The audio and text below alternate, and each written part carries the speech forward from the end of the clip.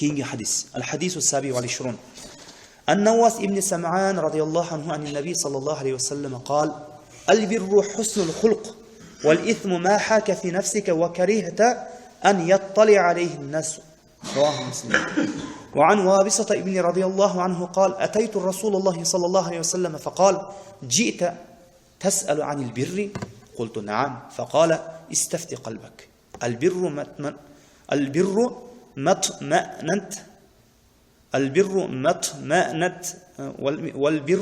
مطمئنت إليه النفس، اطمأنت إليه النفس واطمأن إليه القلب. والإثم ما حاك في نفسه وتردد في الصدر وإن أفتاك الناس أفتوك. حديث حسن رويناه في مسند إمامين أحمد بن حنبل والدارمي بإسناد حسن. النواس ابن سمعان радиаллаху анхудан айтымында Аллахтың елшісі айтты: Жақшылық бұл мүнөздің сұлулығы деді. Жақшылық деген бұл құлқ мүнөздің сұлулығы, жақшылығы. Күні өз напсыңде екіленген нәрсе деді. Жана адамдар аны көріп, қалусын жақтырып алған ишин ошол күнөө деді. Мисал үчүн күнөөнү жасагандар ошол күнөөмдү жасап адамдар көрүп калбаса дейт. Мына ушул иш күнөө иш. Ушул хадистин мааниси туура келген Вабисата ибн Мас'уд Мубаад радиаллаху анху хадиси айтат: мен пайгамбарыбызга келсем, пайгамбарыбыз саллаллаху алейхи вассалам сен жакшылык тууралуу сурап келдиңби деди. Пайгамбарыбыз кайдан билип алды аны келгенин, эмне сурап келгендигин? Вахий аркылуу Аллах Таала кабар берди. Анткени пайгамбарыбыз билет болчу сахабаларын алып алган. Анткени сахабалар дайыма жакшылык тууралуу сурашат эле. Мен ооба дедим, сен жүрөгүңдөн сура деди. Жакшылык бул адамдын жүрөгү жана напси тынчтык тапкан, ага ыраазы боло турган нерсе деди. Күнөө жүрөктө экиленип күмөн салган нерсе. Адамдар сага канча фатва берсе дагы жүрөгүңдөгү сөзгө кайт деп айтты дейт. Адамдар сага канча фатва берсе дагы жүрөгүңгө кулак сал деди. Бул эки хадис адамдын өмүрүндөгү ар түрдүү иштер, угулган сөздөр, айтылган сөздөр, мына ушул нерселерди мына ачык далилдердин негизинде мына бизге баяндап берет. Жүрөк эч качан күнөө менен тынчтанбайт. Мисалы үчүн бир жахил бала айтат, бир жахил: мен бир күнөөнү кичине даават кылсам, мен күнөө жасап, кийин ошол күнөөдөн кийин жүрөгүм эч тынчтык таппайт дейт. Ошол күнөөнү жасаганга жасайсың, андан кийин ошол жүрөгүң ызаланган бойдон тынчтык таппайт дейт. Мындай адамдар тарбиясала болот, ошол инсандарды. Даават кылсаң келет. Эми кээ бир адамдар бар, аларга таасир этпей калган алар. Алардын жүрөктөрү мөөрлөнгөн. Аларга ошол күнөөлөр кадимкидей эле адаттагыдай эле иши жумушу болуп калган. Алар ал күнөөнү жасабаса, аларга бул жашоо караңгы болуп кетет. Эми Албирру хуснул хулк. Хадистин ар бир сөзүнө кайрылабыз. Албирру бул жакшылык. Албирру деген сөз акыйданы дагы, ишенимди дагы жана ибадатты да өз ичине камтыйт. Жакшылыктын баары исламда. Эми жамандыктан тыйылып жакшылыкты жасоо. Ошондой эле жамандыктарга таква кылуу. Бул мына ушул жакшылык. Эми мүнөздүн сулуулугу, кулк мүнөздүн сулуулугу деген убакытта өзүнө окшогон адамдарга болгон мамилеси түшүнүлөт. Амалдардын эң абзел экен. Пайгамбарыбыз саллаллаху алейхи вассалам кулк мүнөзү жакшы инсандар мага бейиште жакын болот деди. Таразада эң амалдары оор инсандар кулк мүнөзү, адеп ахлагы жакшы инсандар экен. Бул эми кимдерге жакшы кулк мүнөздө болуш керек? Ата энесине жакшылык кулк мүнөздө, жана ошондой эле кошуналарына, адамдарга жакшы кулк мүнөздө болуу. Аялына, бала чакасына. Эми жана ошондой эле бул жерде аялдар дагы күйөөсүнө жакшы мамиледе болуш керек. Кээ бир аялдар көчөгө чыгып адамдарга жакшы сүйлөйт дагы үйгө киргенден кийин күйөөсүнүн көңүлүн оорутат. Кээ бир адамдар көчөдө достору менен жакшы мамиледе болот дагы үйүнө келгенде атасына кыйкырат. Энесин ыраазы кылбай, энесин наразы кылат. Аларга кыйкырып сүйлөйт. Албетте бул момун мусулманга жарашпайт. Lamına Kur'an-ı Kerim'de aytat: "Laysal birra an tuwallu wujuhakum qibala al-mashriqi wal-maghribi, walakinnal birra man amana billahi wal yawmil akhir wal malaikati wal kitabi wan nabiyyin." Жақсылық деген силерди батышқа же чыгышка жүзүңөрдү буруудай эмес. Жақсылық деген бул Аллахка иман келтирүү, акырет күнүнө иман келтирүү, периштелерге, китептерге, пайгамбарларга иман келтирүү бул жақсылық. Бул албетте акыйдага байланышкан мына ушул азыр айтылган нерселер. Бул мунун орду жүрөк. وآتى المال على حبه ذوي القربى واليتامى والمساكين وابن السبيل والسائلين وفي الرقاب وأقام الصلاة وآتى الزكاة والموفون بعهدهم إذا عاهدوا والصابرين في البأساء والضراء وحين البأس أولئك الذين صدقوا وأولئك هم المتقون. Алеми ибадатка байланышкандар. Алеми өзү жакшы көргөн мал мүлктөн жакындарына берет, тууган уруктарына, жетим жесирлерге берилет, мискиндерге берет, кедей кембагалдарга. Жана ошондой эле Аллах жолунда берет, жана ошондой эле суроочуларга берет, жана ошондой эле намазды тургузат, зекетти берет, жана ошол уадага барса, уаданын сөзсүз ошол келишим түзсө, келишим сөзсүз ошол келишимге турат.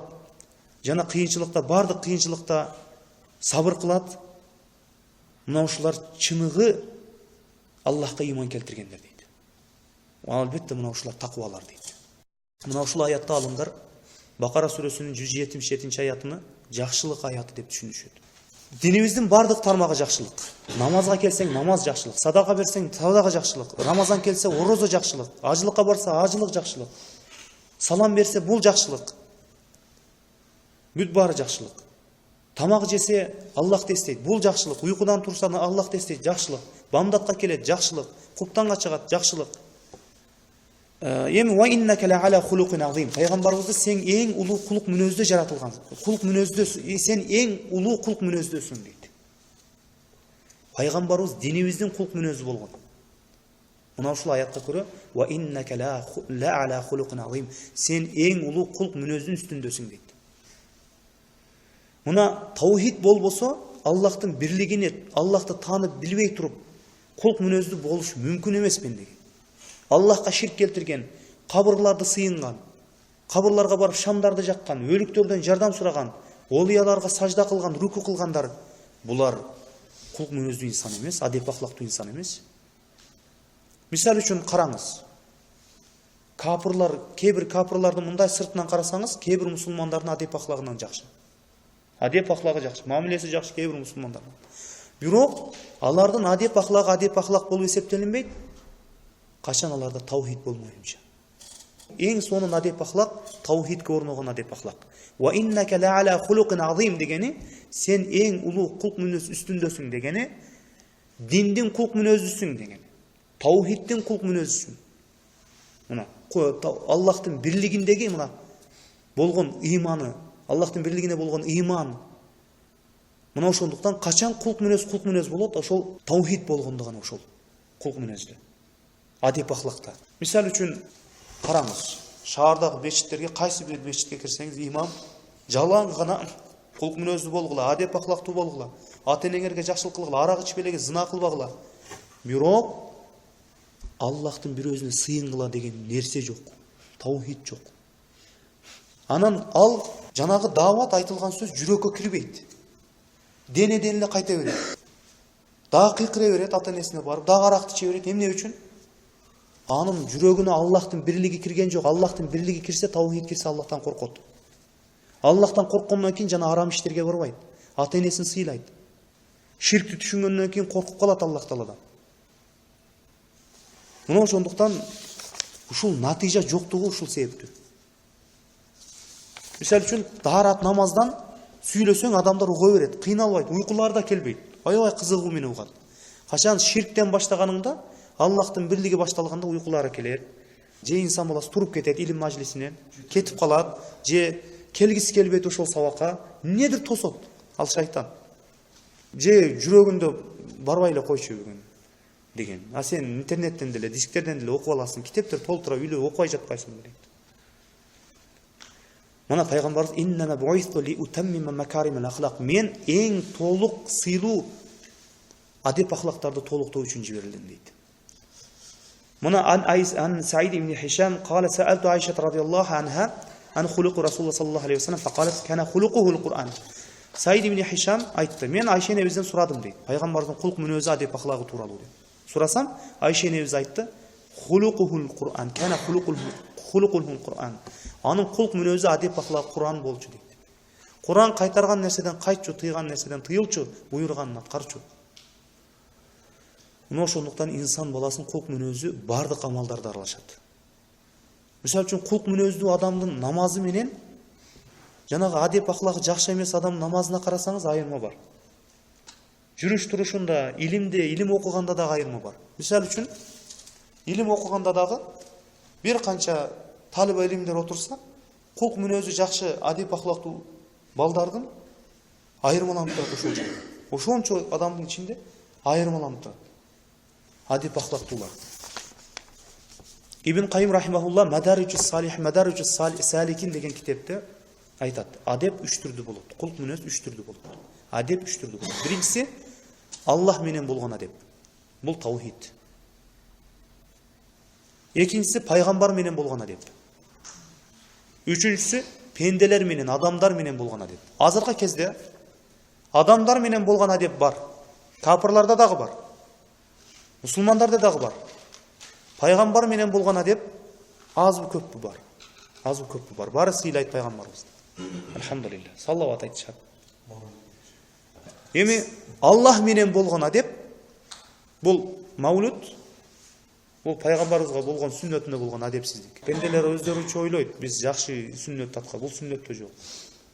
Куллу бидатын далал, ар бир бидат адашуу деген. Ар бир бидаттын орду тозоктоо деген. Құлқ мүнөз нравственность, нрав. Адап, ахлак. Анан Аллах менен болгон адеп нравственность кайда калды эми? Жок му ушул нерсе? А бул нерсе болбосо, анан пайгамбар менен болгон адеп, пенделер менен болгон адеп эч бир пайда бербейт. Жасай берет бидатты бар.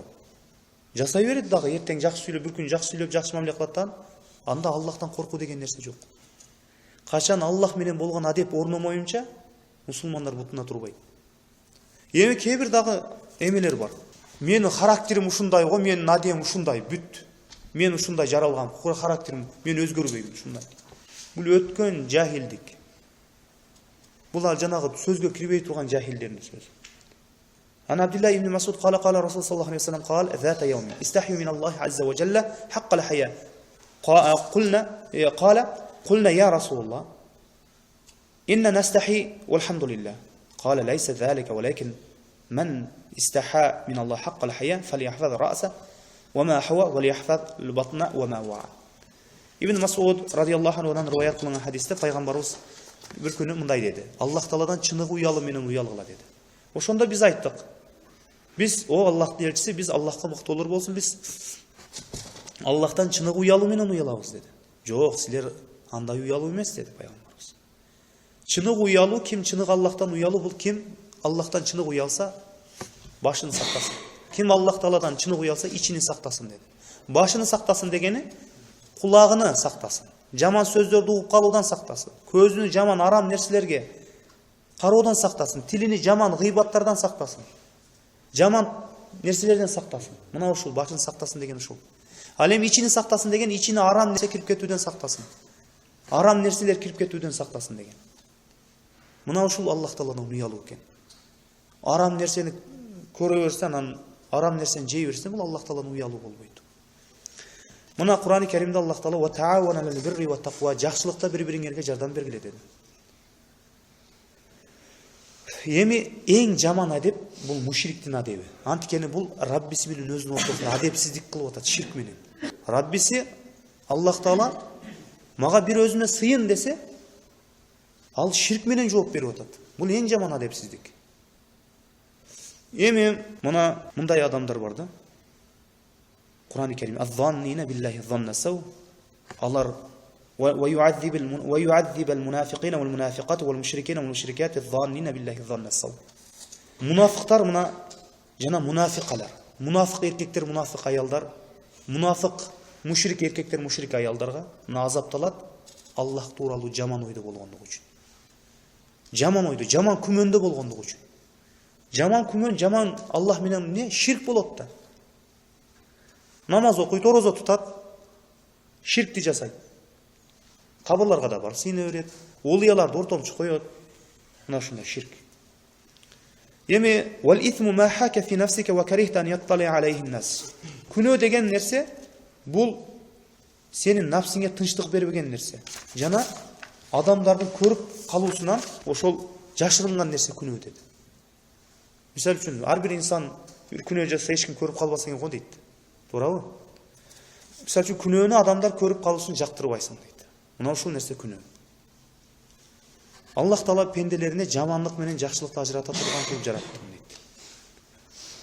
Мына инни халакту ибади хунафа куллухум ва иннахум ататхум шаятин фажталатхум ан динихим. Мен бардык пенделеримди исламда таухидте жараттым дейт.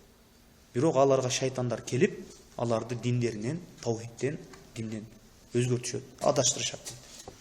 ما من مولود إلا يولد على الفطرة فأبواه يحولانه وينصرانه ويمجسانه.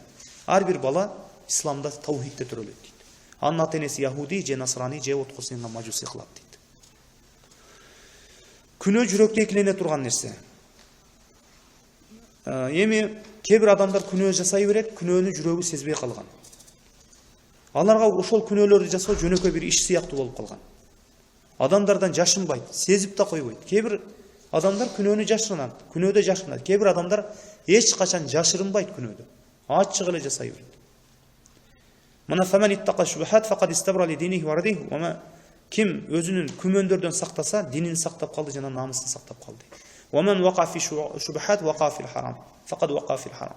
Ким күмөнгө түшсө, чынында ал арамга түштү дейт. Ва ла таавана лил исми вал удван. Жана күнөөдө бири-бириңерге жардам бербегиле деди. Мисал үчүн арактын бутылкасын тирет, туурабы? Анан барып өткөрөт. Анан дагы арак чыгат. Арак ичкендер менен эле тең эле бир эле күнөөдө. Ошон жыйна берип атат, күнөөгө жардам берип атат. Мына бул сахаба пайгамбарыбыз саллаллаху алейхи вассаламга келди. Анан пайгамбарыбыз билип койду. Сен жакшылык тууралуу сураганы келдиңби деди. О, мен жакшылык тууралуу сураганы келдим деди. Бул кайдан билип алды пайгамбарыбыз? Аллах Таала вахий кылды. Ошол сахабанын ойлогон оюну билдирип койду пайгамбар. Аллах Таала бар нерсени билүүчү. Кээ бир мутазила жахмилер Аллах болуп элек ишти билбейт дешет. Болуп элек ишти билбейт, болгондон кийин анан билет. Бул мутазила жахмиялардын акыйдасы ушундай. Аллах өзү сактасын. Эми жакшылык бул жүрөк рахаттанат, лаззаттанат бул нерсе менен. Ал эми күнөө менен жүрөк экиленет, тынчсыздайт. Эми жана ошондой эле дагы бир нерсе, сага эгер адамдар айтса, бул эч нерсе эмес, жасай бер, илими жок да, айта берет, фатва бере берет, жасай бер, эч нерсе эмес. Бирөө айтат, намазды окуй бер, кичине музыканы да окуй бер дейт. Баарын эле таштай бериш болбойт, туура келбейт бул дейт. Аны деле жасап койсоң кылыр, муну деле жасай бер дейт. Бирөөгө ушундай өзү жахилге даават кылып атат ушундай. Динге толук кирип кетсең деле адашып кетесиң. Аллах Таала Куранда айтат: "Удхулу силма каф", динге толук киргиле дейт. Жарымга кирбей, динге толук киргиле.